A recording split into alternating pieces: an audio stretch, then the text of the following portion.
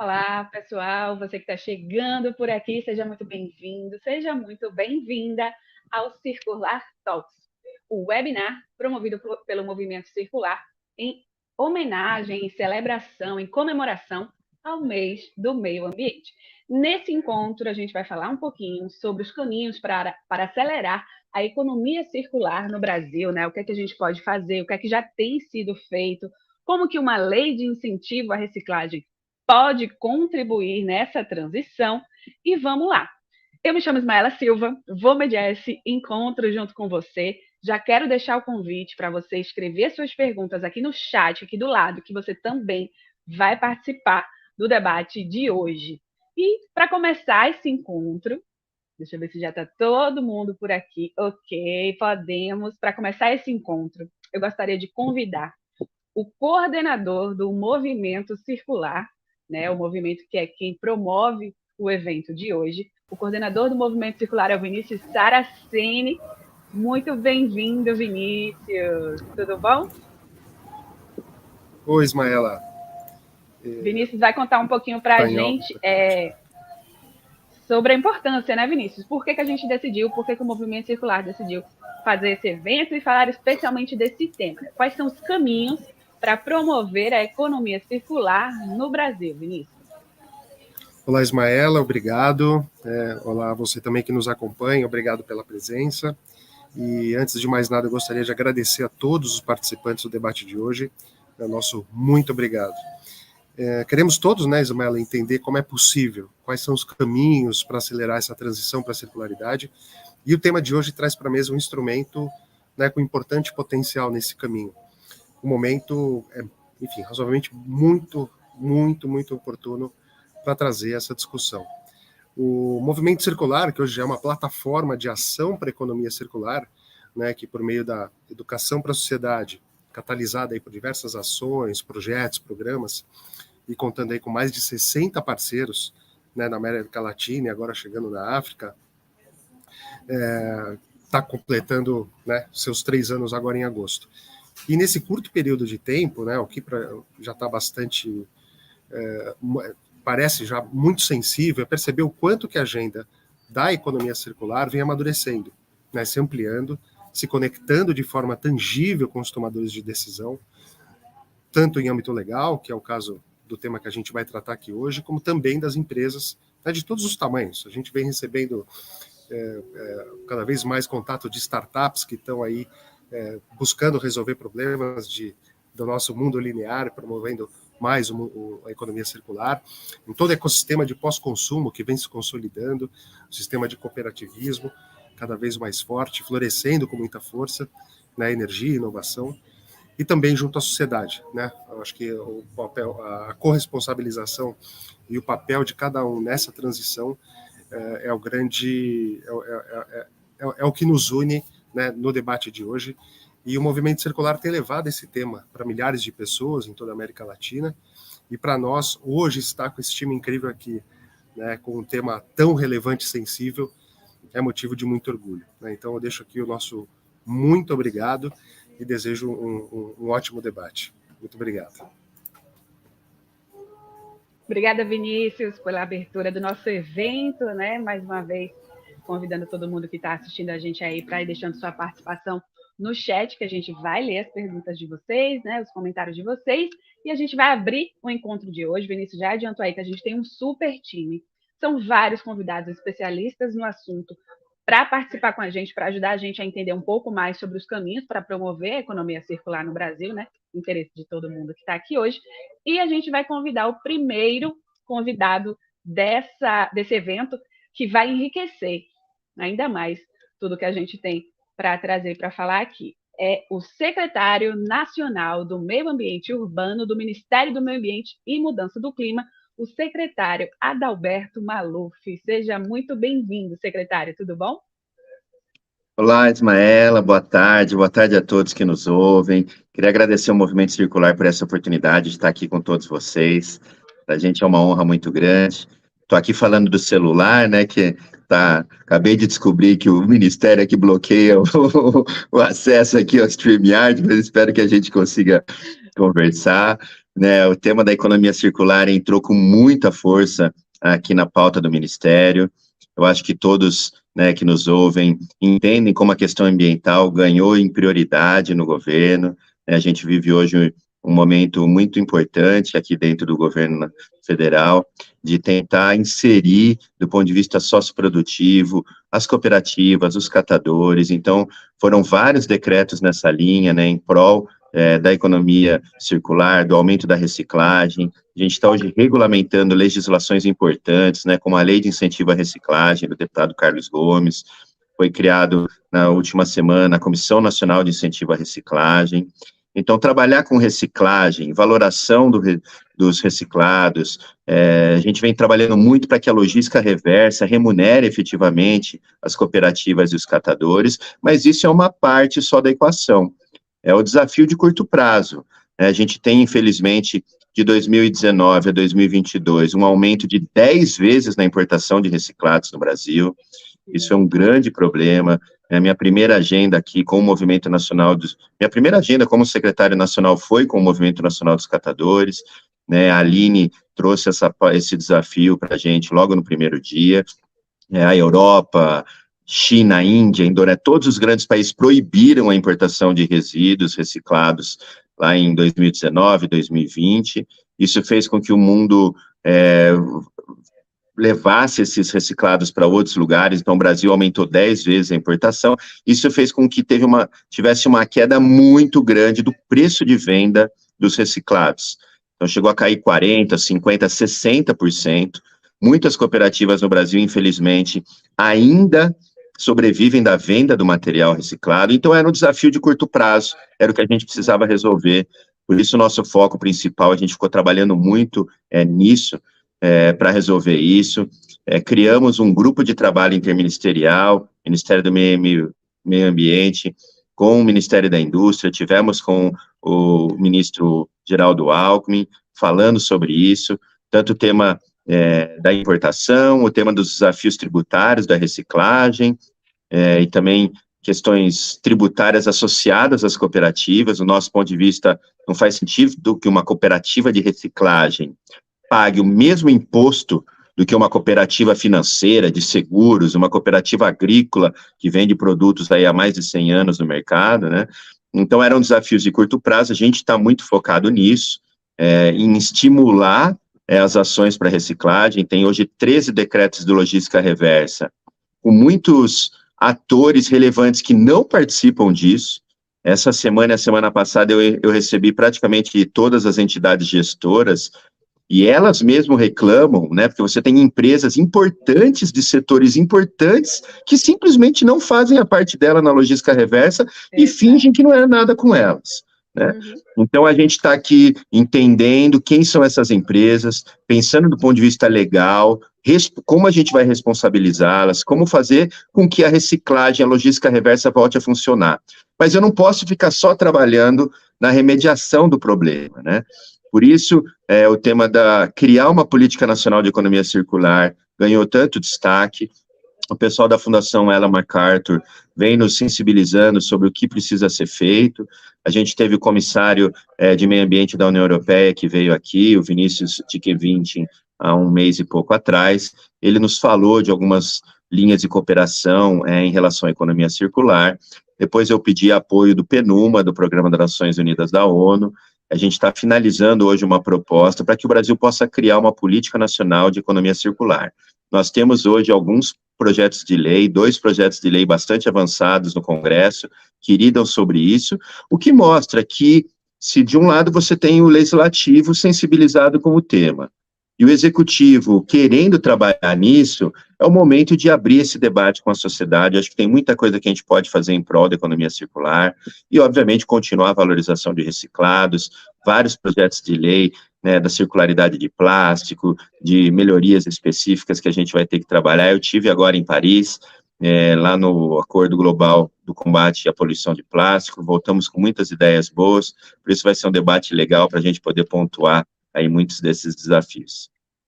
Show, muito obrigada, secretário. Justamente, você falou aí um pouco dos esforços que têm sido feitos, né, dos encaminhamentos para que o Brasil cada vez se aproxime mais dessa transição tão desejada, então buscada por todos nós aqui do Movimento Circular, todos os que estamos participando do encontro, assistindo também o Circular Talks de hoje, e especialmente um desses caminhos faz parte do nosso tema de hoje, né? A gente veio falar também de uma lei de incentivo à reciclagem como um grande potencial de transformação, de encaminhar o Brasil, de fato, para essa transição para uma economia circular. Eu queria aproveitar a sua presença, então, secretário, para contar um pouco disso, né? A sociedade, a gente tem percebido, tem sentido que estão todos animados com essa possibilidade de haver uma lei que incentive, de fato, a reciclagem no Brasil, que a gente sabe que ainda tem uma taxa um pouco pequena, né, de uma maneira geral, de reciclagem dos resíduos que gera. E a gente queria que o senhor ajudasse a explicar como que funciona esse processo, porque a lei de incentivo à reciclagem, ela já foi aprovada, mas nesse momento ela está em fase de regulamentação. Então, o que seria exatamente esse momento de regulamentação? O que é que falta para que a lei de incentivo à reciclagem, que já foi sancionada, possa entrar de fato em vigor e para que a gente possa de fato aumentar também essa taxa de reciclagem no Brasil, que é um caminho, né, um primeiro passo que pode incentivar bastante no caminho para a economia circular no Brasil. Como é que está, nesse momento, a lei de incentivo à reciclagem? O que falta ou qual que seria uma previsão para que a gente possa ver essa lei já sendo implementada no país? Sim, Ismael. Bem, antes só de falar da lei, só dizer que assim, a gente tem muitos números sobre reciclagem no Brasil. Cada associação fala um número.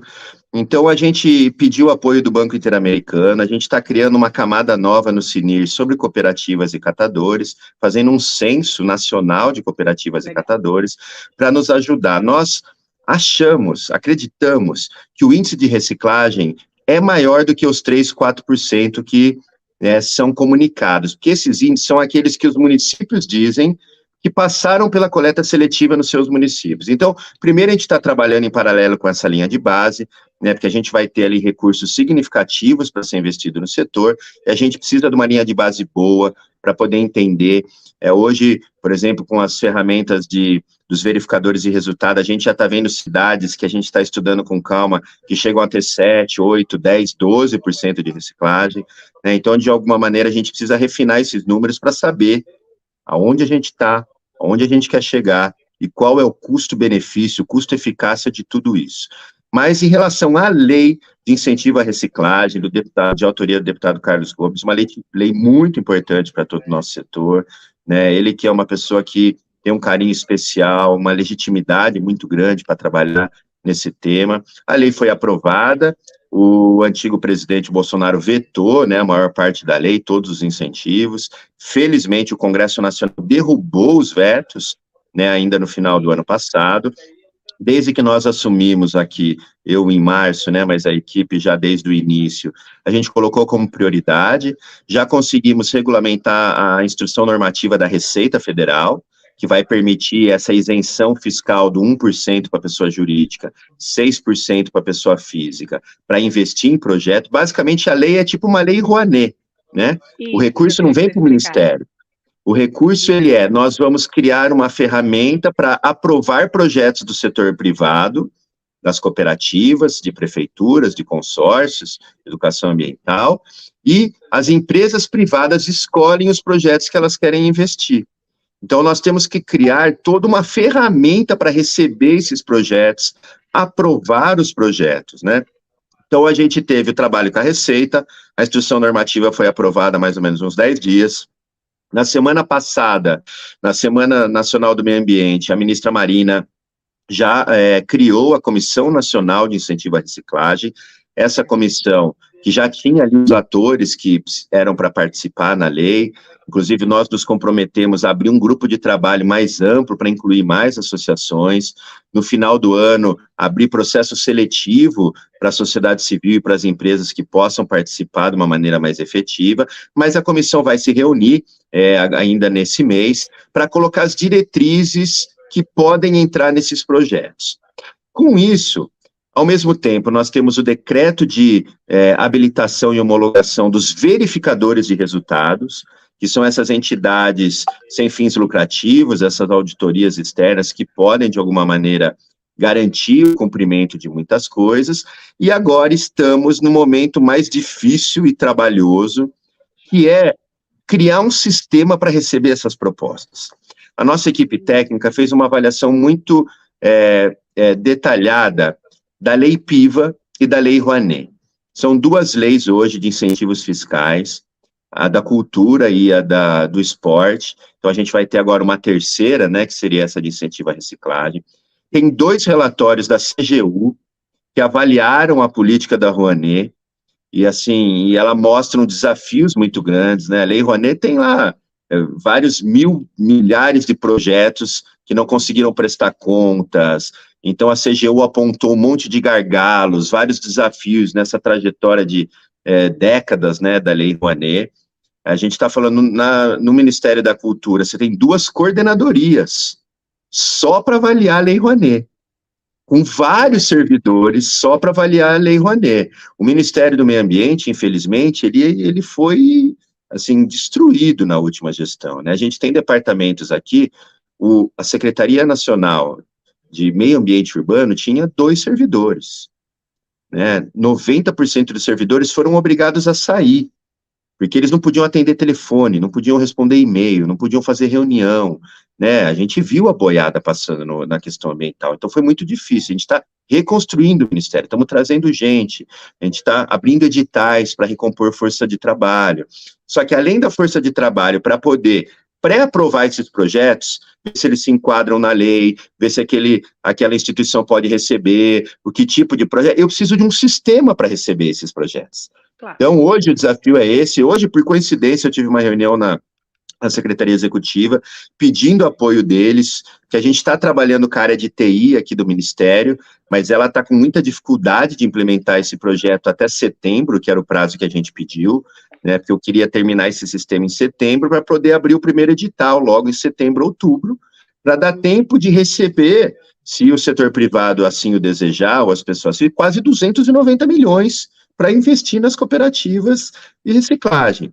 Então, a gente pediu apoio para que a Secretaria Executiva converse com outros ministérios, né, o Ministério da Gestão em especial, para que a gente possa usar as ferramentas da Lei Rouanet e outras para encurtar um pouco o nosso trabalho, porque sem ter essa ferramenta de receber milhares de projetos, eu não tenho como avaliar de uma maneira criteriosa o projeto que entra ou não. Então, a gente está correndo, fazendo todos os esforços, é uma prioridade absoluta da Secretaria, porque o antigo orçamento não deixou orçamento aqui, a gente não tem muito orçamento para trabalhar com o tema.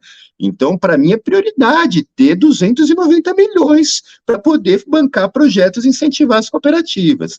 Então, a gente está nesse momento agora só esperando ter a previsão de um sistema para receber as propostas. Assim que a gente tiver esse sistema, a gente abre o edital, que vai permitir os projetos se cadastrarem dentro do Ministério. A gente vai ter as comissões, a Comissão Nacional, que vai aprovar as diretrizes, depois a gente tem ali as nossas camadas de poder validar esses tipos de projetos, e aí vamos torcer para que até o fim do ano a gente consiga contratar esses projetos para pelo menos empenhar o recurso ainda esse ano, para a gente poder avançar com o recurso no ponto de vista de valorização, da inserção socioprodutiva dos catadores, das cooperativas. Essa é uma prioridade absoluta aqui.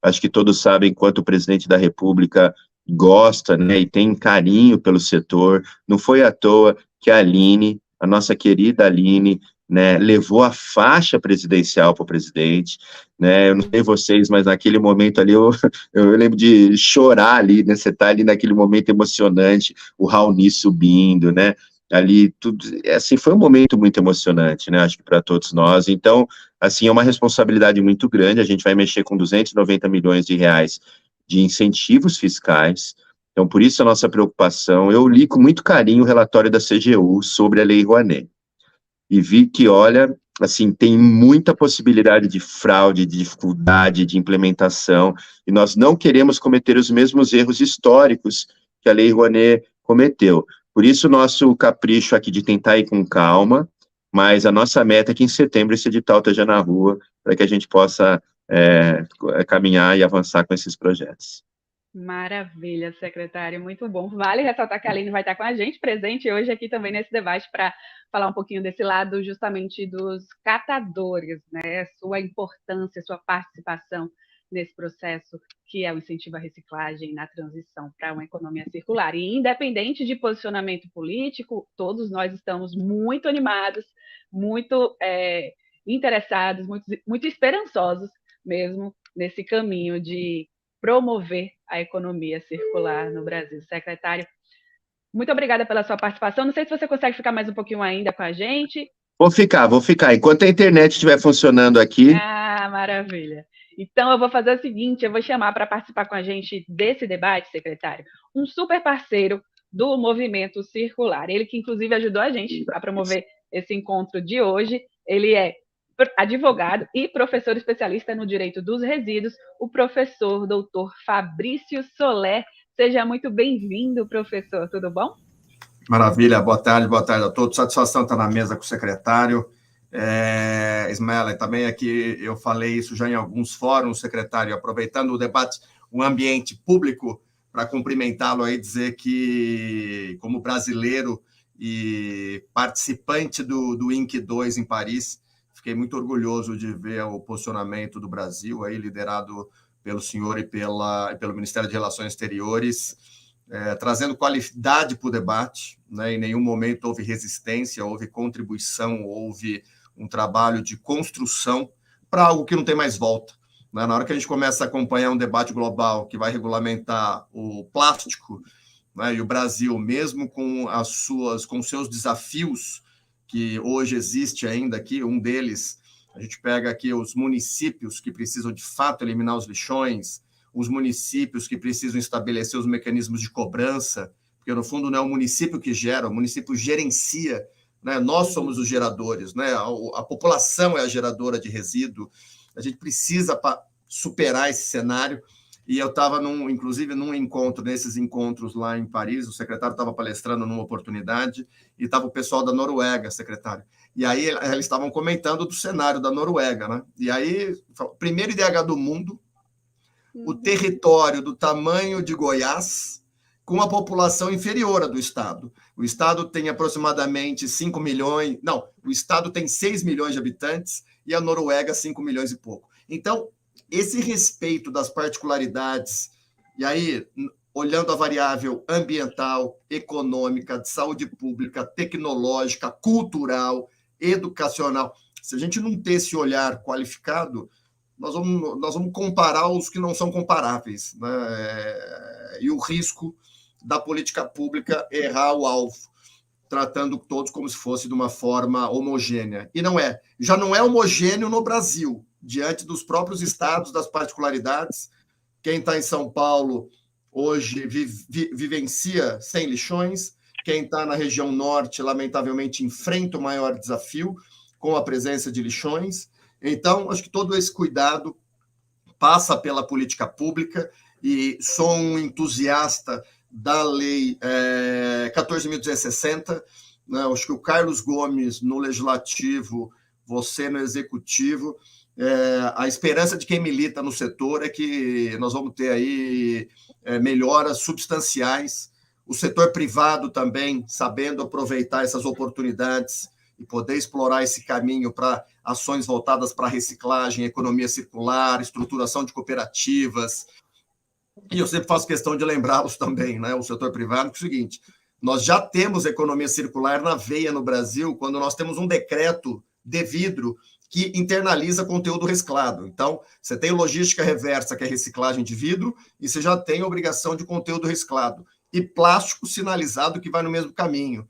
Então, a economia circular já está no Brasil. Então, agora, a política pode ter uma política que eu sou também, concordo, comungo com a importância de ter uma política pública, porque você começa a trazer os desdobramentos a partir dela, né? Instrumento fiscal, eventual financiamento, começa a partir de uma política nacional, mas a gente já vivencia isso. O próprio plano de transição ecológica, o Pacto Verde, que foi anunciado pelo Haddad, que pode ser que seja publicado em breve, tem como diretriz a economia circular e resíduos.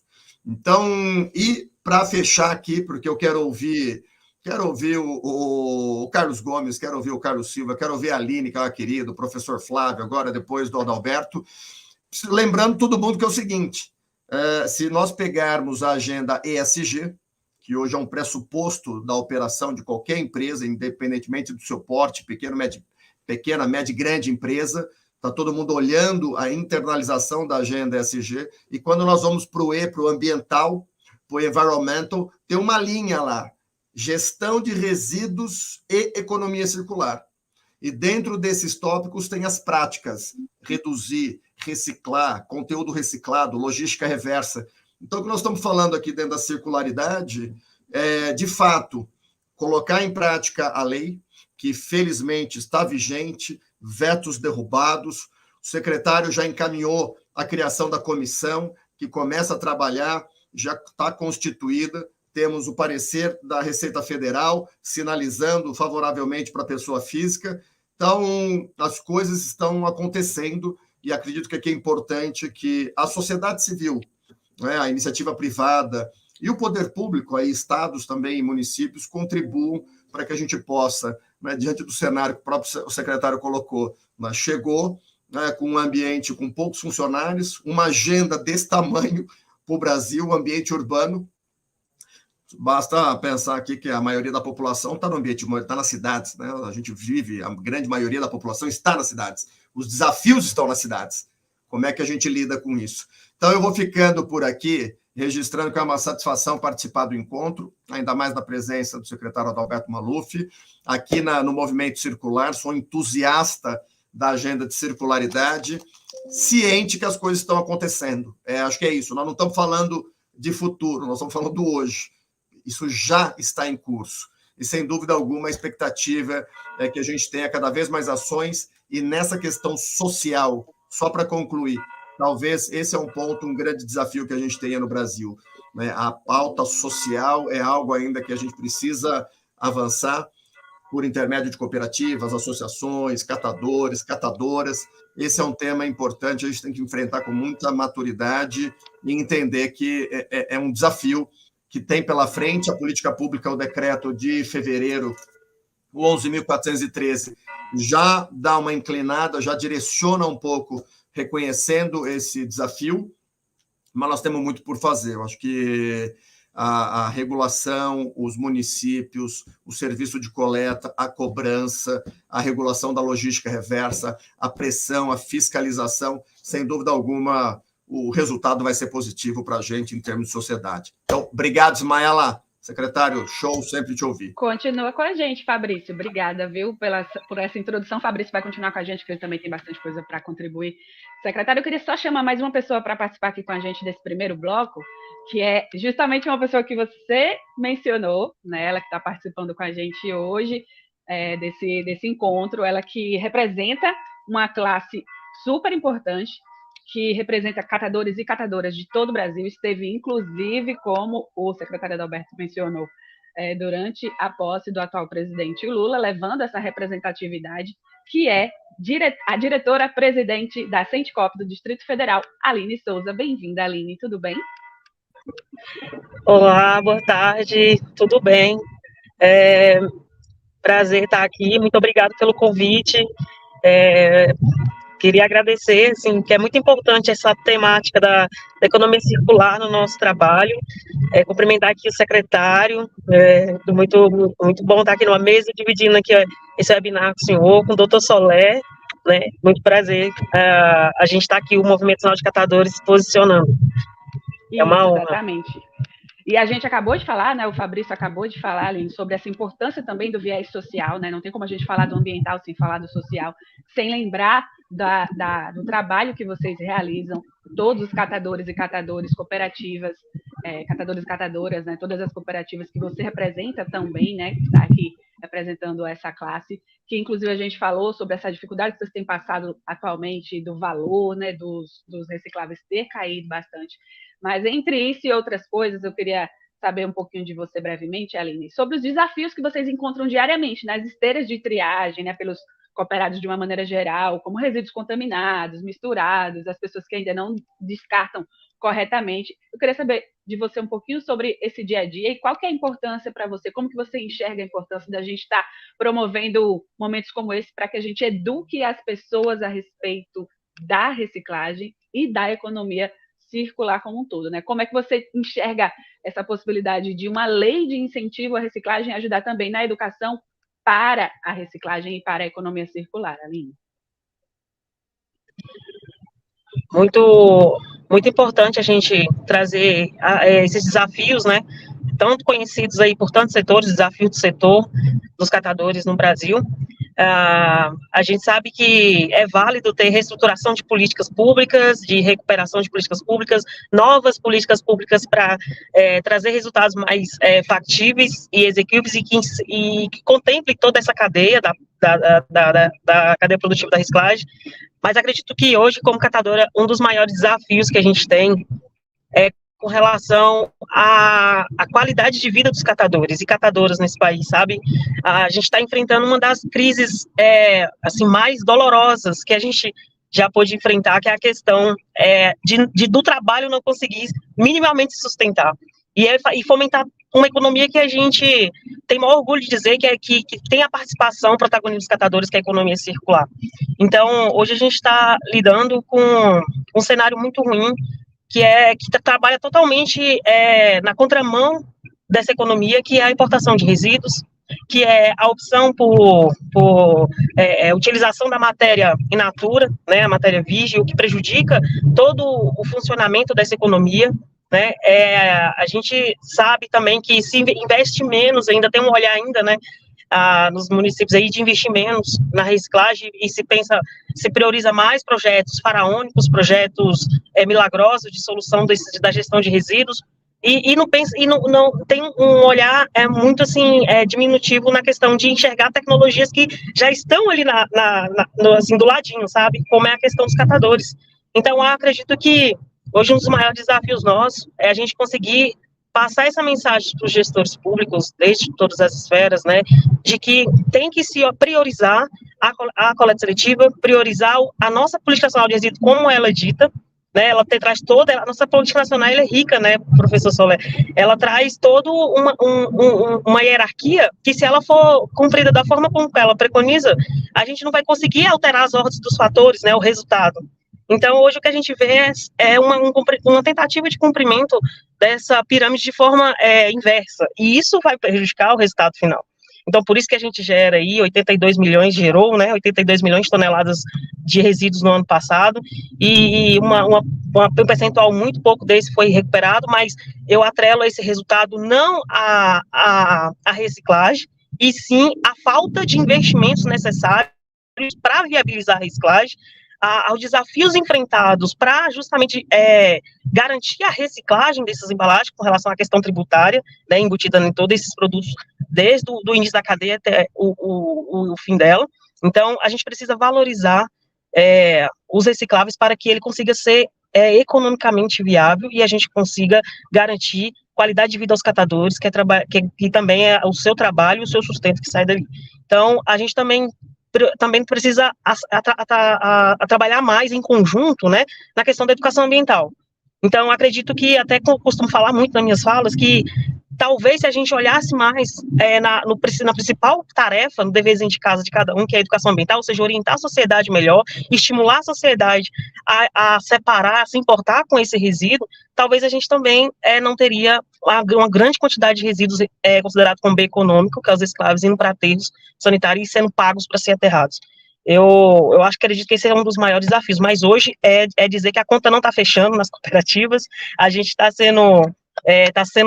tirando leite de pedra, fazendo viabilizando essa economia e também batendo fortemente, né, o outro tipo de economia, que é a economia linear, onde a gente totalmente, assim, é contra, porque a gente precisa, na verdade, quando a gente fala de catador, as pessoas vêm questionando a nomenclatura social, mas a gente é modelo de negócio, e a gente não tem só esse viés de só reciclar e da reciclagem tirar o sustento. A gente sabe do impacto que tem a nossa atividade, que sabe de que o nosso trabalho ele vai, sim, economizar recursos, a gente sabe que o nosso trabalho vai garantir a preservação aí dos nossos recursos, então, a gente sabe o que tem que ser feito. né? A gente é parte da solução e a gente quer contribuir com isso.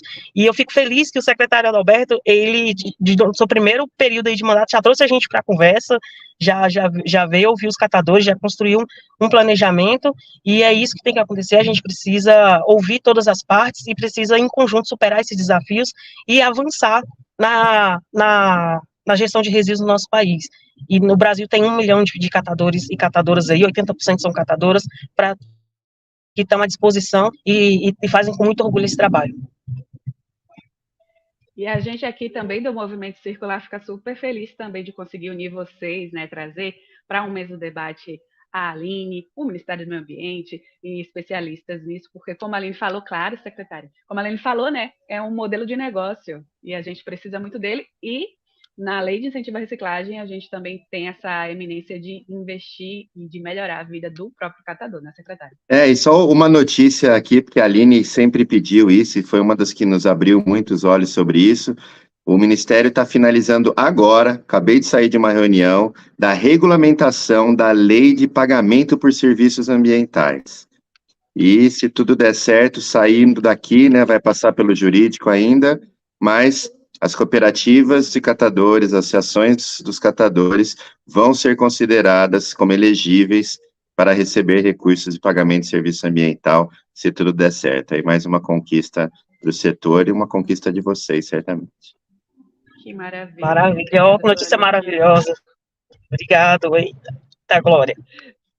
Secretário, então a gente vai liberar você, a gente sabe que você tem aí suas reuniões para participar. Muito obrigada por ter participado do nosso encontro do Circular Talks, trazido essa notícia boa. A gente vai ficar na cola, vai ficar acompanhando toda a regulamentação. E como o senhor falou, né, expectativa aí que até o final do ano a gente tenha a lei de incentivo à reciclagem já acontecendo no Brasil. Mas, ó, Ismaela, pode me deixar do ladinho que eu só tenho que despachar um negocinho aqui, mas em 5 minutos eu volto. Eu vou ficar aqui ouvindo, eu quero ver até o final aqui. Maravilha, me deixa então ali pode ficar com a gente. Atrás 2 minutinhos que eu só preciso assinar um negocinho aqui para despachar e eu já volto. Perfeito, é o tempo que a gente vai chamar aqui um outro professor que está esperando para participar aqui com a gente, ele que é também consultor em economia circular, o professor doutor em ciências ambientais da Universidade Católica de Santos, a Unisantos, e é o professor Flávio de Miranda Ribeiro, que veio para somar o nosso debate. Bem-vindo, boa tarde. Tudo bom, professor? Olá, Ismaela. Olá, Fabrício. Olá, Aline. Olá a todas e todos que nos assistem aqui. É um prazer participar. Muito obrigado pelo convite, antes de qualquer coisa.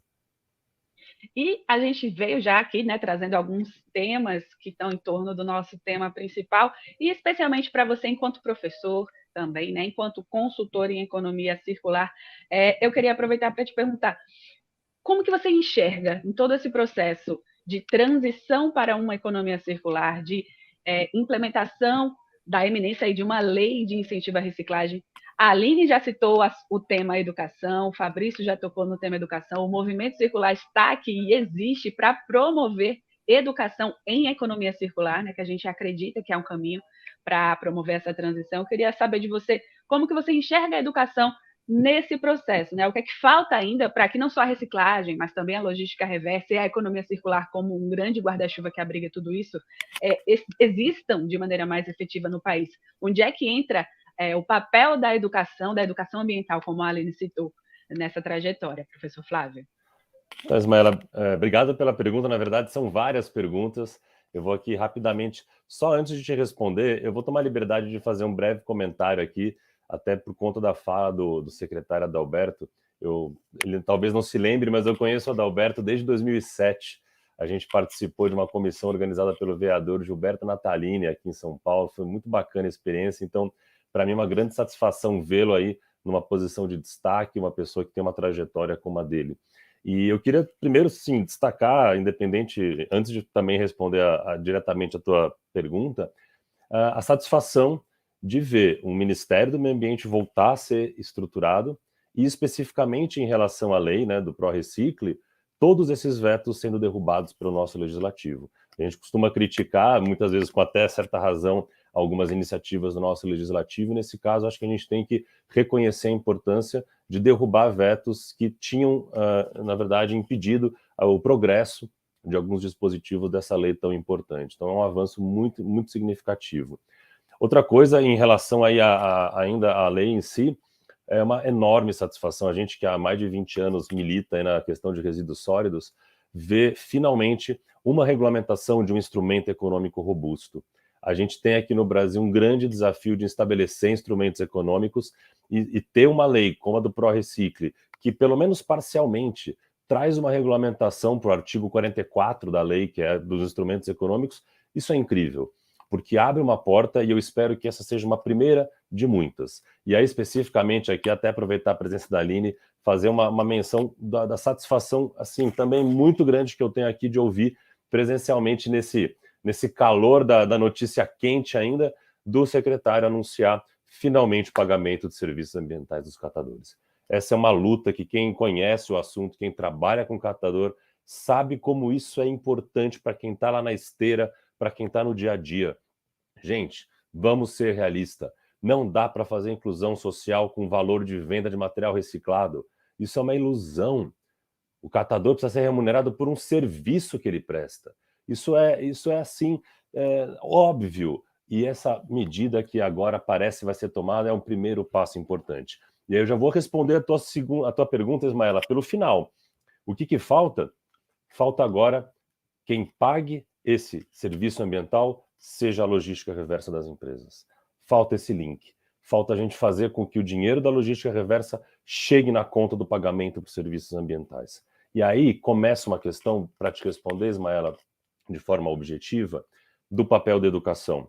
Porque é óbvio, acho que todos têm isso muito claro, existe um papel fundamental da educação como ato transformador, de convencer as pessoas do valor do resíduo, de trazer a clareza para todos aqueles da importância de separar o seu lixo, de entregar, seja para coleta seletiva, seja para cooperativa, seja para logística reversa, para algum canal formal de retorno, para que esse material possa ser reaproveitado em qualquer ato de economia circular. Agora, eu também acho que a gente tem que ter muito cuidado com isso, porque é muito fácil falar, precisa de educação ambiental e eventualmente usar isso como desculpa. A gente não pode colocar a culpa da falta de estrutura nas pessoas. A população, ela é uma vítima da falta de educação. Ela é uma vítima de uma série de faltas que a gente tem no Brasil, essa é mais uma delas. Então, por um lado, é óbvio que a gente tem que seguir com a educação ambiental para a população, instruindo, informando, comunicando, transformando, para que a gente cada vez mais tenha a disposição das pessoas em separar e entregar corretamente os seus resíduos. Mas, por outro lado, eu acho que existe um grau de educação ambiental que tem que chegar nas pessoas jurídicas. As empresas têm que estar cientes da importância, não só de suas responsabilidades legais, mas também do seu papel moral, do seu papel como ator social, de contribuir para uma sociedade mais justa e mais limpa. E essa educação ambiental, infelizmente, eu acho que ainda falta bastante. O secretário aqui estava falando um pouco da questão de logística reversa, dos decretos. Eu trabalho com isso aqui, inclusive já interagi com o Fabrício em diversas situações. Tive a oportunidade aqui de estar 20 anos no órgão ambiental aqui em São Paulo, onde a gente teve o prazer e a satisfação de estruturar os primeiros termos de compromisso, depois estruturar a colocação no licenciamento ambiental de regras coercitivas para aqueles que ainda resistem em cumprir a logística reversa, e isso é fundamental. O secretário fez uma menção a isso, eu queria parabenizá-lo pela clareza e reconhecer como é importante que o governo federal e todos os estados comecem a fiscalizar a logística reversa, comecem a cobrar das empresas, porque é isso, educação ambiental é muito legal, mas ela sozinha não faz tudo. A gente precisa que as empresas sejam cobradas, inclusive porque tem muitas empresas já cumprindo o seu papel. E nada pior para uma empresa do que cumprir o seu papel, fazer os investimentos para que as metas da lei sejam atendidas e olhar para o lado e ver um concorrente que não está fazendo nada e não está sendo responsabilizado por isso. Isso não pode acontecer. Isso desestrutura e desacredita todo um sistema onde a gente tem muita gente bacana, importante trabalhando. Então, Ismaela, para fechar um pouco essa primeira resposta, eu queria te colocar isso. A gente tem que fazer uma educação ambiental, mas em paralelo com outros instrumentos transformadores também. E aí eu conto muito com todos aqueles atores da sociedade, cada um cumprindo a sua parcela de responsabilidade. Só assim a gente vai conseguir implementar uma coleta seletiva e uma logística reversa de fato no nosso país. Perfeito, professor Flávio. Eu vou querer ainda voltar um pouquinho nesse assunto da corresponsabilidade, que é um assunto que o próprio movimento circular faz questão de trazer à tona sempre, né? Inclusive, um dos comentários aqui que está chegando para a gente, estou de olho no que vocês estão escrevendo no chat, hein, pessoal? O Aurélio comentou justamente que precisa incentivar também o consumidor a valorizar o material que ele compra, né? Para que realmente possa ser reutilizado, reciclado, enfim. Mas eu acho que a gente passou aqui por um assunto que eu preciso voltar para a Aline, né? Eu queria também ouvir um pouquinho dela sobre a notícia que o secretário trouxe aqui. Ainda não é nada definitivo, mas é um primeiro passo, e também porque outras pessoas comentaram. O Aurélio Ferraz comentou que PSA é fundamental isso para que logo se regulamente. O @economia verde, que está aqui com a gente, disse também que passo importante, justo, são agentes tão importantes da sociedade. Espero que aconteça, que seja real. Olha aí o comentário chegando. E eu queria saber da Aline, até aproveitar a oportunidade para te pedir, Aline, para contar um pouquinho, para quem está aqui assistindo e de repente ainda não sabe, o que é que significa esse PSA, o que é que significa essa notícia que o secretário Adalberto Maluf trouxe para a gente, porque a gente que está aqui acompanhando vocês sabe que é uma luta que vocês vêm buscando. A Pegada Neutra também comentou. Que ótima notícia, catadores e catadoras representam o principal elo da cadeia de reciclagem e devem ser reconhecidos e valorizados como tal. Esse caminho é para valorizar o trabalho de vocês como um serviço ao meio ambiente, né? Conta um pouquinho para a gente, para quem não está acompanhando essa história, o que é que representa essa notícia que o secretário Adalberto Maluf trouxe para a gente agora, Aline. Essa notícia do secretário deixa a gente muito feliz, porque nada mais é do que uma luta nossa do Movimento Nacional de Catadores há 22 anos, né? E eu já sou a terceira geração de catadores na família, e minha mãe, minha avó, eles esperam por isso, esperam receber pelo serviço que presta para a sociedade no tratamento dos resíduos nessa parcela aí da coleta seletiva. E para a gente é muito feliz receber essa notícia, porque a gente, todo mundo que tem sua profissão, eles trabalham e querem receber do seu resultado, o resultado do seu trabalho, né? E nós catadores, a gente, as pessoas acham, né, erroneamente, tem uma visão que querem doar o reciclável para a gente e achar que isso ali é o pagamento pelo serviço prestado. Quando, na verdade, foi bem dito pelo Dr. Flávio aí, o material reciclável, ele não é a garantia do pagamento por esse serviço prestado. A gente faz o tratamento, a gente faz a coleta, o tratamento e a destinação final desses resíduos que muitos lugares, por não considerar, não valorizar esse trabalho, vai parar nos aterros, que gasta com isso, gasta com aterramento, né, tem prejuízos futuros aí ambientais gravíssimos. Então, quando a gente recebe uma informação dessa, que finalmente o nosso trabalho vai ser reconhecido, vai ser valorizado, e aí esse pagamento, que é bem árduo, vai chegar, a gente recebe isso com muita felicidade.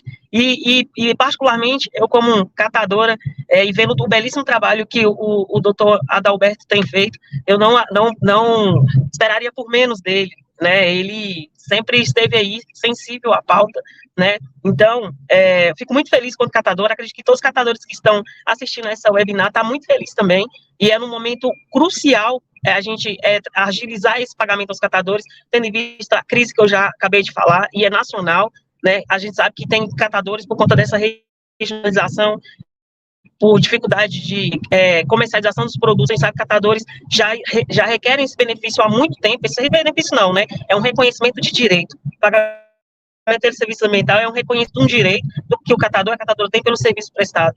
E a gente fica muito feliz por isso. É claro que o PSA, ele não substitui, né, outros serviços que os catadores fazem em prol do tratamento de resíduos nos municípios, né? A gente tem que receber pelo serviço de coleta, que é a coleta seletiva, a gente tem que ser contratado. Está na lei que a gente é prioridade de contratação para coleta seletiva, das cooperativas e associações de catadores, então tem que ter também esse olhar, esse entendimento jurídico e legal. A gente também tem que receber também pela destinação desses resíduos na cadeia produtiva que fomenta a economia circular, ou seja, toda tonelada recuperada e comercializada, essa tonelada tem que ser paga. E agora o PSA, que é o tratamento do resíduo como um todo, que vou trazer aqui rapidamente como exemplo, né, a Brasília aqui, que é sede de um dos maiores complexos de tratamento de resíduos da América Latina, aqui na cidade estrutural, a gente recebe 1.300 toneladas de resíduo mês para fazer o tratamento, com 11 cooperativas em 2 turnos, e o resíduo ele vem tão contaminado que a gente não consegue recuperar 50% desse resíduo, 40% do resíduo que as empresas entregam Isso para a gente é uma tristeza, porque esse resíduo ele entrou, gastou energia, gastou mão de obra dos catadores, gastou maquinário, degradou inclusive o maquinário, e a gente não recebe por isso. Então agora com essa notícia a gente fica feliz, porque é o reconhecimento de fato de uma luta de 22 anos. Maravilha, Aline, obrigada por colocar isso aqui para a gente. Deixa eu só chamar uma pessoa que acabou de chegar, a gente conseguiu se conectar com ele, que inclusive já foi citado aqui nessa conversa e que tem tudo a ver com o que a gente está falando, né? O deputado federal Carlos Gomes, ele que é autor do projeto de lei, né, que dá origem à Lei de Incentivo à Reciclagem. Seja muito bem-vindo, deputado Carlos Gomes. Não sei se você conseguiu acompanhar um pouquinho aqui, a gente conseguiu trazer outros pontos também para o debate de hoje, que fala da Lei de Incentivo à Reciclagem como um potencial, né, para a transição do Brasil rumo a uma economia circular. E eu queria aproveitar a sua presença para explicar um pouquinho para a gente sobre esse projeto de lei, como ele nasceu, de que forma que ele deve, de fato, conseguir incentivar a economia circular no Brasil. Bem-vindo. Boa noite a todos, não sei se estão me ouvindo bem, todos me ouvem bem? Sim. Quero cumprimentar, então, o nosso secretário Maluf, também. Deixa eu ver quem está presente, porque eu estou no celular e as letras estão bem pequenininhas, né? A Aline Souza, que acabou de falar aqui com a gente, presidente da Sindicop, do Distrito Federal, o professor Flávio Ribeiro e o professor Fabrício Soler. Muito obrigado, Flávio, Fabrício e nossa querida Aline. Bom, essa lei, eu quero dizer que a Lei de Incentivo à Reciclagem, ela nasceu basicamente da necessidade de nós termos instrumentos financeiros para tirar a Lei 12.305 do papel, que é uma lei maravilhosa, mas que até então não tinha um instrumento financeiro para fazer ela funcionar na prática. E nós construímos esse projeto de lei a muitas mãos, da sociedade civil, catadores, CNI, cooperativas, setores que trabalham a reciclagem, as associações. Então, por entender que seria uma lei que iria beneficiar todos os elos da cadeia produtiva da reciclagem. Evidentemente, fortalecendo aqueles que mais precisam de estrutura, que aí o caso das nossas cooperativas, dos catadores, que precisam muito de infraestrutura, de melhorar sua estrutura para não apenas segregar, prensar e vender esses materiais com preço reduzido, mas que eles possam fazer pelo menos um primeiro beneficiamento, um primeiro processo para agregar valor e, com isso, aumentar também a renda daqueles que sempre trabalharam, lutaram para que houvesse a reciclagem no Brasil. Se hoje nós temos um número significativo, ainda não o ideal, mas se existe ainda reciclagem no Brasil, isso passa pela bravura, a boa vontade, a luta, o desejo de ver, de manter as suas famílias e também de ver um meio ambiente melhor dos catadores. Então, eu penso que esta lei, ela chega em boa hora e nós temos que reconhecer a boa vontade e a luta do Adalberto Maluf, o nosso secretário, de agilizar com a estrutura que ele tem, de fazer rodar, criar os mecanismos de colocar a lei de pé. E quanto antes isso acontecer, nós sabemos que os projetos começarão a chegar no Ministério do Meio Ambiente para análise, aprovação e liberação para captação de recursos. Então, eu penso que é uma lei que, de fato, vai elevar os níveis de reciclabilidade no nosso país.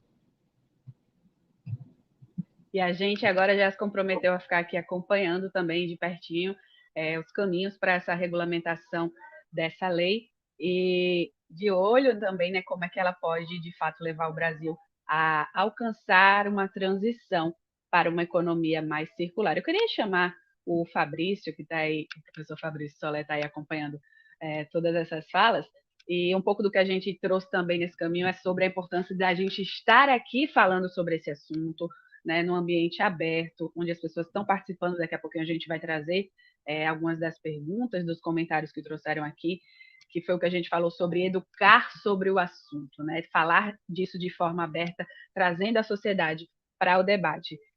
Como é que você acha que entra o papel da educação para a sustentabilidade nessa jornada, tanto de implementação da lei, como de implementação de uma logística reversa, como o professor Flávio Ribeiro comentou antes? Como que você enxerga a educação para a sustentabilidade nessa jornada, professor Fabrício Soler? Para mim, são duas frentes de trabalho. Antes disso, primeira satisfação estar aqui de novo, já aqui com a Aline, com o Carlos Gomes, com o Flávio, com o secretário. Para mim, são duas frentes, duas obrigações. A primeira, educação ambiental. Nós temos uma lei de educação ambiental. A Política Nacional de Resíduos Sólidos tem um capítulo voltado para a educação. Então, aqui precisa o Estado cuidar dessa frente. O outro é o dever de informar, que eu tenho visto poucas ações relacionadas ao artigo 30 e 31 da Política Nacional de Resíduos Sólidos, no âmbito da responsabilidade compartilhada pelo ciclo de vida do produto, que é a atribuição do setor privado e empresarial, dever de informar, capacitar para reciclagem e evitar resíduos. Eu acredito que com essas duas frentes, uma de educação, dever do Estado, e a outra de informação, setor privado e empresarial, talvez isso potencialize, né, toda essa cadeia. E aqui eu não estou falando de jogo de empurra, aqui é só cada um fazer o seu.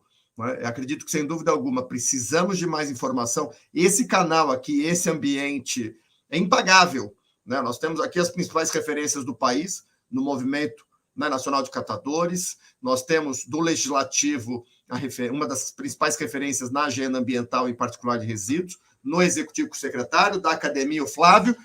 Estamos num ambiente privilegiado. Então, assim, gratuito, com acesso a todos. Onde pode chegar essa informação, essa live? Então, acho que esse é o processo, isso cabe a gente poder levar essa informação de qualidade para mover a sociedade, iniciativa privada e o poder público. Então, e aí, por isso que é primorosa a nossa Política Nacional de Resíduos Sólidos, quando traz o conceito de responsabilidade compartilhada pelo ciclo de vida do produto. Não é ninguém sozinho. Por isso que ela fala em atribuições individualizadas e encadeadas. Começo em casa. Se eu não separo, o município não coleta separado. Se eu não separo, o material não chega no catador, na catadora de forma separada. Se eu não separo, não tem material para logística reversa. Para logística, o setor privado empresarial tem que organizar a estrutura. E, por outro lado, o município cumprir com a sua obrigação. Então, Ismaela, atribuições individualizadas e encadeadas. Essa é a chave, e isso conversa com educação, sensibilização e informação para as questões ambientais, em particular de resíduos. O secretário Adalberto Maluf conseguiu voltar, terminou de despachar o que ele estava fazendo, e tocando nesse assunto da responsabilidade compartilhada, que, como eu falei anteriormente, é um ponto que o Movimento Circular procura sempre trazer para o debate.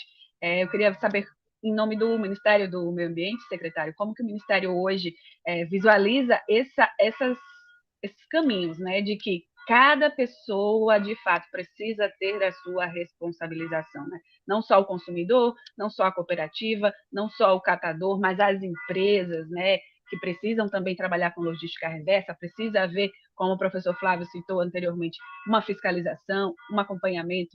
De que forma que você enxerga, enquanto Ministério do Meio Ambiente, que o Brasil pode melhorar essa responsabilização individualizada, secretário? Claro, Ismaela. Bem, assim, a gente enxerga que uma solução para um desafio tão complexo como esse requer ações variadas, que incluam muitos diferentes atores. É claro que o consumidor é importante, ele está lá na ponta, a gente vem trabalhando com todas as entidades, deve ser criada uma Aliança Nacional da Reciclagem, com mais de 33 associações, e lá a gente vem trabalhando muito de ter campanhas nacionais para logística reversa. A gente está trabalhando, eu tenho reunião próxima semana com o pessoal da BDI para a gente criar um aplicativo nacional que facilite o consumidor, o cidadão, de saber onde ele descarta, que tipo de produto ali pelo aplicativo, perto da casa dele. Tem um aspecto, claro, do consumidor. Mas do nosso ponto de vista, e eu venho estudando, né, nesses últimos meses, os 13 decretos em vigor hoje de logística reversa, E o que que acontece? Alguns setores vêm cumprindo, outros não. Mesmo dentro dos setores, né, você tem ali a entidade gestora, você vê que algumas empresas são líderes e fazem a parte dela, outras não. Então, assim, primeiro, a gente quer que todo mundo esteja dentro das entidades gestoras, todo mundo, ou aquelas que individualmente o façam, pelo GAP, possam realmente ser responsabilidades e paguem o custo de que cada uma tem que ter. Não tem como a gente ver um setor onde 80%, 90% das fábricas, dos parceiros, dos atores fazem alguma coisa e outros simplesmente não fazem. Então, primeiro tem a questão dos importadores. Você tem vários importadores independentes, né? A gente está falando, por exemplo, em eletroeletrônicos, são 3.400 importadores independentes importando eletroeletrônicos para o Brasil, vendendo no Brasil, sem responsabilidade nenhuma, né? Então, assim, a gente precisa entender melhor, estamos trabalhando com a Receita Federal, vamos fazer coisas com esses importadores, e alguns sistemas de logística reversa não incorporaram nada ao varejo. O varejo é a ponta do sistema, quem vende para o consumidor é o varejo. Quando o varejo está dentro do sistema de logística reversa, você vê que ele flui, né? É mais fácil as coisas funcionarem, é mais fácil sensibilizar o consumidor, o cliente. Então, a gente vem estudando em alguns decretos, né, em alguns sistemas de logística reversa, como realmente trazer o pessoal do varejo para que eles possam contribuir, né, não só tendo lá, eventualmente, um espacinho para um PEV, para receber, né, que o cliente vá lá e devolva dos seus produtos, mas uma participação um pouco mais efetiva, né? Inicialmente, quando a gente chegou aqui e analisou o contexto todo, a minha principal preocupação era como o sistema de logística reversa vai remunerar quem realmente importa e trabalha no setor, que é as cooperativas. Então, tudo que a gente faz é pensando como o recurso da logística reversa realmente chegue e remunere as cooperativas e os catadores. E aí a gente tem, né, o crédito, a lei do crédito da reciclagem, então a gente está trabalhando muito para que essa cadeia não tenha fraudes, para que a gente possa monitorar e ter uma rastreabilidade muito boa desse sistema, para garantir, veja, por exemplo, a lei do plástico, né, o sistema de logística reversa que a gente tem de embalagens, né, vamos citar o caso de plástico, que eu estava lá em Paris, o nosso sistema, né, feito pela BDI com a Biplast, foi bastante citado, né, inclusive está no relatório final do PNUMA, da ONU Meio Ambiente, como um dos grandes exemplos de rastreabilidade. Como você consegue rastrear desde a nota fiscal que sai da cooperativa, os intermediários, a fábrica de reciclagem e a fábrica final, né, agora, por exemplo, a gente pretende aí no próximo decreto de embalagens plásticas, obrigar também o usuário, a fábrica de plástico, a ter índices mínimos de plástico reciclagem, que aí você consegue garantir um pouco mais, mas a gente conseguiu ver que o benefício, o recurso do crédito de reciclagem não estava chegando na cooperativa. A maior parte do recurso fica no meio do caminho, e você tem muitas brechas, então tem que estar fechando essas brechas, está criando, né, um sistema mais transparente, está tentando melhorar um pouco isso. E se a gente fizer isso com todos os sistemas de logística reversa, a gente consegue garantir uma remuneração mais justa para as cooperativas, a gente consegue garantir uma maior eficácia e eficiência na gestão do sistema como um todo. Então, assim, hoje o nosso objetivo é trazer o varejo, é fechar a régua, fechar ali o espaço dos importadores que estão trazendo produtos, inundando o nosso mercado sem responsabilidade nenhuma, né? A revelia do que diz a lei, claro que tem o componente do consumidor, a gente vem sentindo uma receptividade muito grande dos fabricantes, dos envasadores, dos distribuidores, todo mundo vem aqui, né, minhas agendas são públicas, né, então é só ver lá, às vezes vai ver que eu tenho 3, 4, 5 reuniões com entidades de logística reversa, entidades gestores praticamente por dia. Ontem, a Aliança da Reciclagem fica o dia inteiro aqui, e o que eu sinto é que o setor quer cumprir, porque quem está aqui, as fábricas, os grandes players, todo mundo está pagando uma parte da conta. E eles pagam e outros não estão pagando, então eles querem que todo mundo pague essa conta, né? Então é um processo complexo, mas eu tenho certeza que com o apoio do movimento dos catadores, com todas essas associações, o setor privado, todos os intermediários do processo, estamos trabalhando para construir um MTR nacional, né, que é a manifestação, que é esse documento do transporte. Então a gente está fechando todos os lados ali para tentar garantir uma economia um pouco mais circular, e com esse apoio do ONU Meio Ambiente, da União Europeia, né, e de várias associações brasileiras, aí no sentido de criar uma política nacional de economia circular, acho que a gente vai conseguir avançar bastante nesses próximos anos, em especial pelo apoio que nós temos, né, como eu comentei no início, o deputado Carlos Gomes, uma super liderança, né, não só na lei de incentivo à reciclagem, mas vem nos apoiando em muitas coisas lá no Congresso. Acho que essa sinergia do Congresso com o Executivo, e aí o próximo passo, né, que já foi citado, inclusive, precisamos trazer os estados e os municípios, que o município é aquele que tem o braço de fazer a logística reversa funcionar. Então, a gente vai trabalhar muito, inclusive, com linhas novas de cooperação com os municípios. Eu já tive em reunião no Fórum Nacional de Prefeitos, CB27, ANAMA, as associações, mas agora um dos nossos gargalos, semana que vem eu já começo a me reunir com estados, é sensibilizar os estados do papel de fiscalização que eles têm. Que quem fiscaliza, o Ministério cria política, trabalha, conversa mas quem tem que fiscalizar, quem tem que multar, quem tem que ir atrás de quem não está cumprido é o Estado. E até hoje ele não é todos os estados que fazem, o Ministério Público faz um papel. Então a gente vem trazendo todo mundo e, eventualmente, a gente está aqui colocando todas as cartas. Se tiver ator que não estiver cumprindo, a gente vai fazer, a gente vai obrigar a importação LT lá, se ele não fizer, bloqueia a importação, que o setor ou o ator que não estiver fazendo, a gente vai bloquear o licenciamento, vai bloquear o alvará, a gente consegue, hoje a lei me permite, junto com o Estado, com os municípios, a bloquear o alvará de quem não estiver cumprindo a logística reversa, de bloquear o licenciamento de uma indústria que não estiver cumprindo a logística reversa. É claro que eu não quero. Nós, com o Ministério do Meio Ambiente, a gente vai trabalhar em cooperação, vamos junto, vamos construir, vamos fazer. Agora, se tiver setor e ator que não esteja cumprindo o que a lei requer, a gente tem esses instrumentos para poder fiscalizar e fazer o negócio acontecer. Então, trazer o município e o Estado é uma das nossas prioridades. O município já é grande parceiro e está trabalhando, e trazendo o Estado na parte da fiscalização, acho que a gente consegue fechar esse ciclo. Inclusive, secretário Adalberto, olhando aqui já até os comentários, muita gente colocou aqui perguntas, o Ricardo Jamil até falou um pouco sobre essa questão da responsabilização dos municípios, né?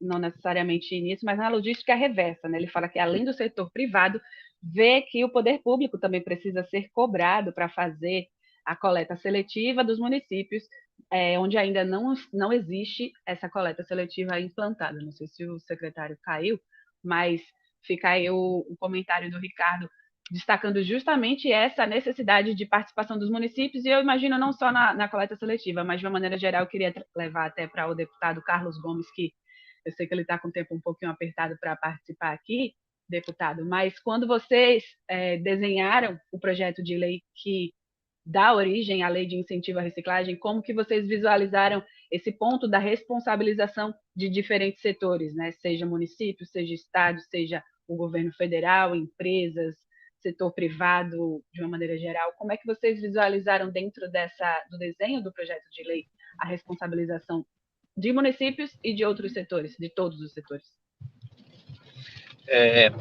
Primeiro, quando nós começamos a confeccionar a lei, nós já tínhamos feito várias audiências públicas na Câmara com vários setores e tivemos um diagnóstico de que aquilo que o nosso secretário Adalberto falou, de que muitos setores têm consciência da sua responsabilidade, querem participar da solução, também percebemos que vários setores não tinham recursos para poder, de fato, efetivar a sua intenção de chegar com a sua responsabilidade dentro de todo o processo.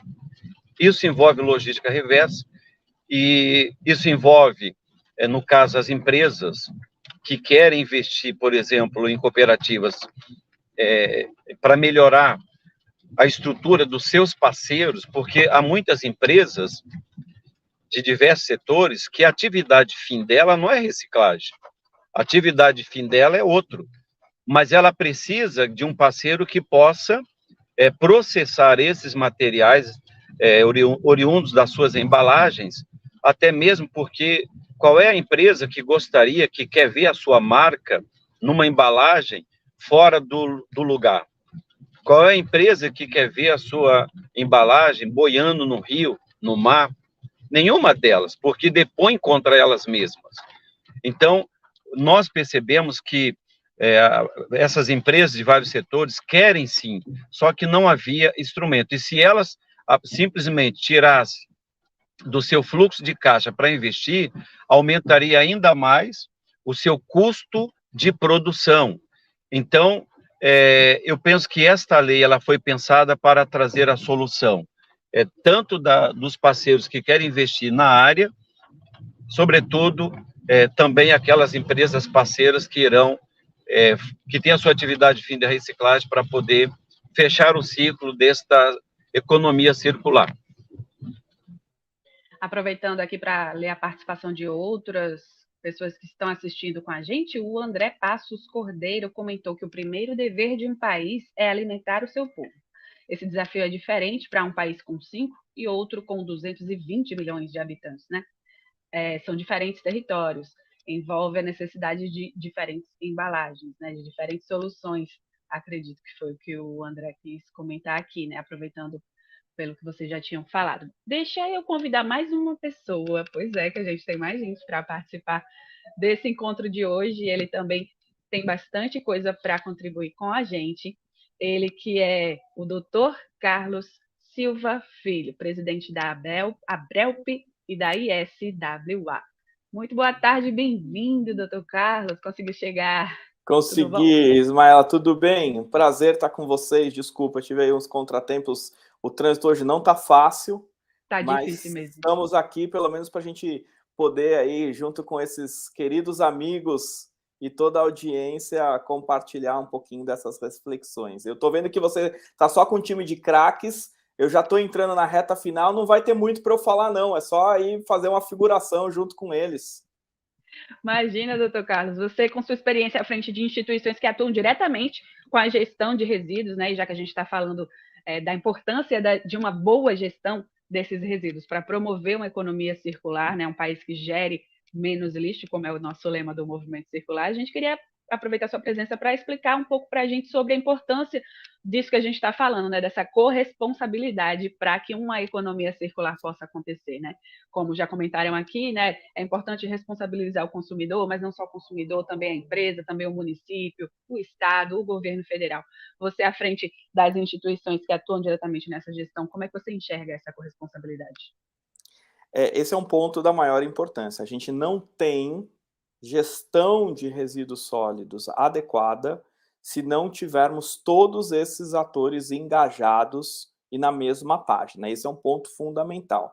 Um dos problemas que a gente tem observado, e aí eu vou trazer um pouco até dessa visão mais internacional, porque hoje eu tenho aí a alegria de presidir a Associação Internacional de Resíduos Sólidos e participar de alguns projetos que têm discutido justamente este ponto, Ismaela, que é quais são as falhas e os desafios que hoje têm levado a essa situação, que eu vou dizer uma situação mundial, em que a gestão de resíduos não é uma gestão eficiente, em que ainda temos uma grande parcela da população no mundo que não tem sequer coleta de resíduos na porta de casa, ainda temos um volume de materiais daquilo que é coletado que vai parar em locais inadequados, então aí nos lixões a céu aberto.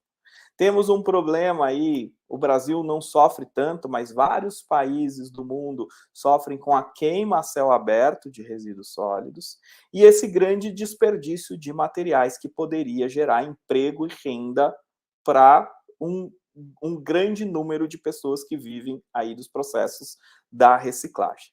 Então, uma das constatações que nessas discussões nós temos observado é que justamente falta este engajamento mais uniforme dos diferentes atores. E quando a gente fala de engajamento mais uniforme, nós precisamos entender que isso começa no processo de design, Então, que nós precisamos ter no mercado produtos que estejam aptos para uma reutilização, produtos que estejam aptos para uma reciclagem, produtos que estejam aptos para uma recuperação.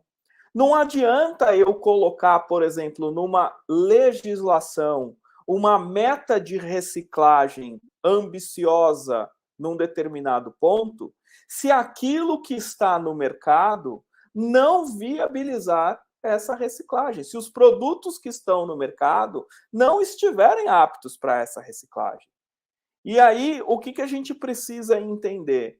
Que muito daquilo que realmente é colocado à disposição do consumidor, quando tem uma separação, quando vai, por exemplo, para uma unidade de triagem aí, com os nossos queridos catadores e catadores, não tem mercado, não tem reciclabilidade. Vira rejeito e precisa ir para uma disposição final. Quando a gente fala, por exemplo, de metas de reutilização, quando que nós justamente vamos precisar reutilizar? O que nós consumimos que hoje é possível de reutilizar?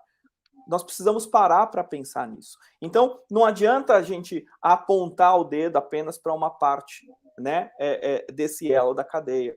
Então, nós temos essa parte do design, nós temos a questão do processo de manufatura. Muitas vezes o design é bem feito, mas a manufatura ali no processo de produção acaba inviabilizando, por exemplo, a desmontagem de determinados produtos, que a gente tem visto em muitos casos. O material é até reutilizável, é até reciclável, mas na forma de desmontar, ela inviabiliza essa reciclagem. E temos que orientar o consumidor a fazer o seu papel, sim. É muito importante que cada indivíduo tenha consciência, e uma forma desse indivíduo ter consciência é através da responsabilização, e aí eu volto à origem da sua pergunta, a responsabilização deste contribuinte para pagar pelos serviços de gestão de resíduos sólidos, para remunerar os serviços de gestão de resíduos sólidos. Ele tem que ter, cada um de nós tem que ter essa responsabilidade. Remunerar o serviço de coleta regular, remunerar o serviço de coleta seletiva, seja ele feito por um sistema municipal ou por uma associação ou cooperativa de catadores, o serviço tem que ser remunerado. O resíduo sólido em si, ele não tem este valor econômico suficiente para sustentar todo o seu custo. Então, o serviço precisa ser remunerado. Nós precisamos trazer este conceito de uma forma mais integrada para podermos sair de um modelo, que eu diria ainda medieval, de gestão de resíduos que temos no Brasil, para passar por um modelo mais moderno e, quiçá, em alguns anos, chegar num modelo circular. É essa transição que nós precisamos sustentar. Exato. O professor Edson Granzoli, inclusive, aqui comentou agora, né? O processo é sistêmico e complexo. A Ângela Montoya também comentou, né, enquanto o senhor falava, doutor Carlos, sobre o conceito, né, que é Design for Recyclability, que é justamente pensar para que as coisas possam ser recicladas. E não só recicladas, né, como a gente até colocou, lembrete aqui embaixo enquanto você falava, mas que as coisas também possam, os produtos também possam ser reutilizados, né, remanufaturados. E tudo isso faz parte da economia circular, né, professor Flávio? Aqui chegou uma mensagem, aqui chegou uma mensagem também da Economia Verde, que está acompanhando a gente, falando da questão do ciclo de vida de cada produto, né? Enquanto vocês falavam, o pessoal do Economia Verde falou disso, e a gente destaca sobre essa questão do ciclo de vida de cada produto também influencia, né? Não só ele ser desenhado para ser reciclado. Como é que o ciclo de vida do produto influencia no processo da economia circular, professor Flávio? Esse aspecto é fundamental. Na verdade, não é à toa que quando a lei fala em responsabilidade compartilhada, como até o Fabrício já comentou, fala em responsabilidade compartilhada do ciclo de vida do produto. E o Carlos aqui acabou de pontuar, não faz sentido você ter produtos feitos, fabricados, diferente do sistema que vai recebê-los ao final da vida útil. Tem um caso que eu uso sempre em aula com os meus alunos, que é muito emblemático, que são algumas embalagens compostáveis. Eu falo, muito legal minha embalagem ser compostável, mas você vai colocar ela onde? Você tem uma composteira? Você tem um sistema de coleta de orgânicos? Ou você vai mandar ela para a cooperativa e ela vai se degradar ali no armazenamento antes de chegar na esteira? Então, esse é um outro ponto onde a gente estava falando antes, né, de educação ambiental, também precisa ser esclarecido. E aí, um pouco o que o Fabrício falou em relação aos artigos 31 e 32 da própria política.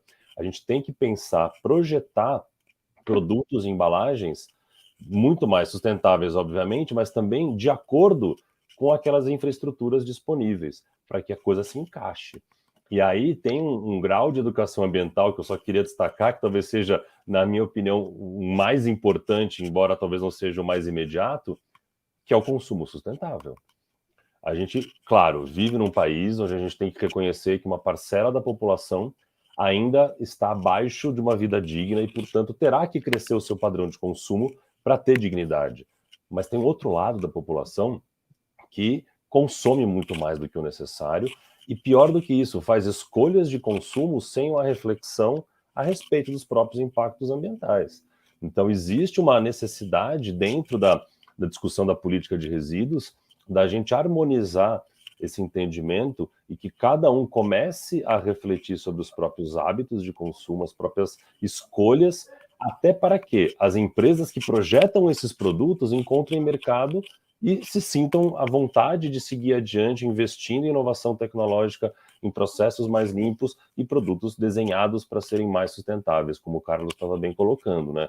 Acho que essa discussão que as Nações Unidas toca hoje sobre os plásticos fala muito sobre isso, né? A gente, pelo que tem acompanhado aí internacionalmente, o foco está muito em redução do plástico que eles chamam de desnecessário, depois falando de reuso, para só daí vir falar de reciclagem, o que óbvio está na nossa lei, inclusive, o artigo 9º lá que já fala da hierarquia, né? Então, é bom lembrar que a gente já tem legislação, falta a gente, como sociedade, colocar isso em prática. A gente já está se encaminhando aqui para o finalzinho do nosso tempo. Eu queria dar uma passeada rápida nos comentários. Muita gente participou. Obrigada pela participação, pela presença de vocês que estão assistindo a gente. O André Passos Cordeiro, a Camila Ira, a Marília, a Camila do Vale, a Eco e Vida, Várzea Paulista. Tem algumas instituições que estão aqui acompanhando a gente. A Débora Almeida falando que educação ambiental é um assunto que sempre estará presente. Roupa Descolada, a Aline aqui mandando mensagem para você, falou que foi emocionante sua fala. Emocionante a fala da Aline, educação sustentável é imprescindível. Alex dos Santos Macedo também participou com a gente. A Ana Carla Nistaldo, parabéns, Aline, falando por todos nós catadores, também acompanhando aqui o nosso debate de hoje. Arlene, Pegada Neutra e o Jonathan Alessandro da Rosa Silva. Não vai dar para a gente ler todos os comentários, mas mais ou menos aqui o que a gente foi conversando, eu fui vendo que abarcava o que vocês comentavam. Eu quero agradecer a presença de cada um dos nossos debatedores de hoje. Eu sei que o tempo é curto para tanta coisa que a gente tem para falar, para contribuir, mas também sei que o nosso primeiro passo foi dado, trazer as pessoas para reflexão sobre esses assuntos, trazer algumas notícias boas que a gente pôde compartilhar hoje, trazer um pouco de informação sobre a lei de incentivo à reciclagem e outros decretos, né, outros caminhos também.